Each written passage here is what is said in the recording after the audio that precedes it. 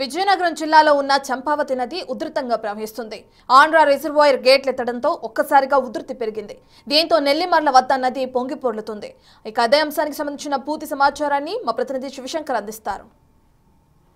మెంతా తుఫాను ప్రభావం విజయనగరం జిల్లాలో కొనసాగుతుందనే మనం చెప్పుకోవాలి. ఒకసారి మనం కానీ నెల్లిమర్ల వద్ద ఉన్నటువంటి చంపావతి నదిని ఒకసారి మనం చూసుకుంటే మెంతా తుఫాను యొక్క బీభత్సం ఏ విధంగా కొనసాగింది, ఈ గడిచిన 3 రోజుల పాటు ఏ విధమైనటువంటి వర్షాలు కురిస్తే నది ఎంత ఉధృతంగా ప్రవహిస్తుందో ఒకసారి మనం విజువల్స్లో చూసుకోవచ్చు. ప్రస్తుతం మనం అటు నెల్లిమర్ల నుంచి రామతీర్థాలుకి వెళ్ళేటటువంటి దారిలో మనం ప్రస్తుతం నెల్లిమర్ల నుంచి రామతీర్థాలు దేవాలయంకు వెళ్ళే కాజ్వే అయితే మనం ప్రస్తుతం ఉన్నాం. సో ఈ కాజ్వే కింద నుంచి ఎంత ఉధృతంగా చంపావతి నది ప్రవహిస్తుందో మనం చూసుకోవచ్చు. అయితే ఈ గత 3 రోజుల నుంచి కురుస్తున్న వర్షాల దాటికి ముఖ్యంగా మనం చూసుకుంటే మెంటార్లో ఉన్నటువంటి ఆంధ్ర రిజర్వాయర్ గేట్లు ఒక్కసారిగా పైకెత్తడం, ఎందుకంటే పైనుంచి వస్తున్న నీరంతా కూడా ఆంధ్ర జలాశయంలోకి చేరడం, జలాశయం పూర్తిగా నిండుకుండలా మారడం, జలాశయం పైనుంచి కూడా నీరు ప్రవహించే సో అంటే అటువంటి టైం వచ్చింది కాబట్టి మొత్తం గేట్లన్నీ కూడా ఎత్తే పరిస్థితి. సో మొత్తం ఆ పైనుంచి రిజర్వాయర్ నుంచి మొత్తం అంతా కూడా వాటర్ కిందకు వస్తున్న పరిస్థితి చూడొచ్చు.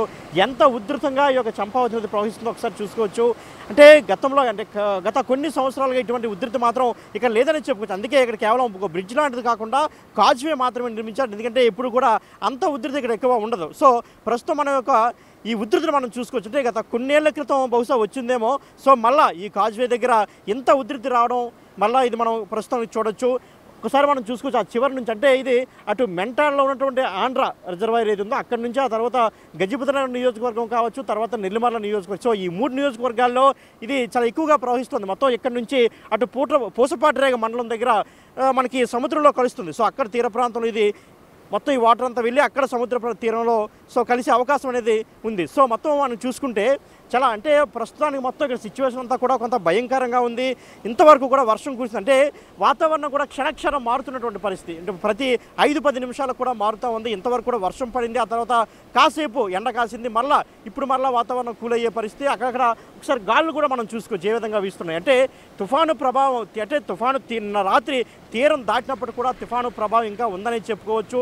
ఓవైపు గాళ్ళు కావచ్చు, వర్షం ఇంకా ఉదయం నుంచి పడుతూనే ఉంది, మరోవైపు నదుల యొక్క ఉధృతిని కూడా చూసుకోవచ్చు. సో ఇలాంటి సమయంలో చాలామంది అంటే ఈ యొక్క ప్రభావం వచ్చి ఎన్ని సంవత్సరాలు అన్నానికి ఇది ఒకసారి నిదర్శనం మనం చూసుకోవచ్చు. చాలామంది యూత్ ఇక్కడికి వచ్చి సరదాగా ఫోటోలు తీసుకున్నటువంటి పరిస్థితి. అంటే ఇదంతా కూడా చాలా ప్రమాదకరమైనటువంటి పరిస్థితిగానే చెప్పుకోవాలి, ఎందుకంటే ఎవరో కూడా ఎట్టి పరిస్థితులు ఇక్కడ ఎటువంటి ఆకతాయి పనులు కూడా చేయకూడదు. అదేవిధంగా సైకిల్పై వెళ్ళే వాళ్ళు కావచ్చు, లైట్ వెయిట్ మోటార్ వెహికల్స్ మీద వెళ్ళే వాళ్ళు కూడా చాలా జాగ్రత్తగా ఉండాలి, ఎందుకంటే గాలి కూడా వీస్తుంది. మరోవైపు ఇక్కడ నది కూడా చాలా ఉధృతంగా ప్రవహిస్తున్న నేపథ్యంలో వెళ్ళేటప్పుడు వెహికల్స్ కూడా చాలా జాగ్రత్తగా వెళ్ళాలి. ఏ చిన్న డ్యామేజ్ జరిగినా సైడ్ నుంచి వెళ్ళినా కానీ పడిపోయే ప్రమాదం ఉంది కాబట్టి ఒకసారి అంటే ప్రజలందరూ కూడా చాలా అప్రమత్తంగా ఉండాలి. మరోవైపు ఎవరు కూడా అంటే ముఖ్యంగా నది అంటే చూసుకుంటే ఆ ఒడ్డు నుంచి చాలామంది జనరల్గా డైలీ అంటే సరదాగా అలవాటు ఉండేవాళ్ళు కావచ్చు, ఈత కొట్టేవాళ్ళు కావచ్చు, తిరిగే అవకాశం కూడా ఉంది. సో అటువంటి వాళ్ళ కోసం పోలీసు పహారాలు కూడా ఇక్కడ ఏర్పాటు చేశారు. ఎవరు కూడా నదిలో దిగడం కానీ, ఇటువంటి ఆకతాయి పనులు చేయడం కానీ, అదేవిధంగా ఈ కాజ్వే గట్లపై కూర్చోవడం కానీ ఇటువంటివి చేయకుండా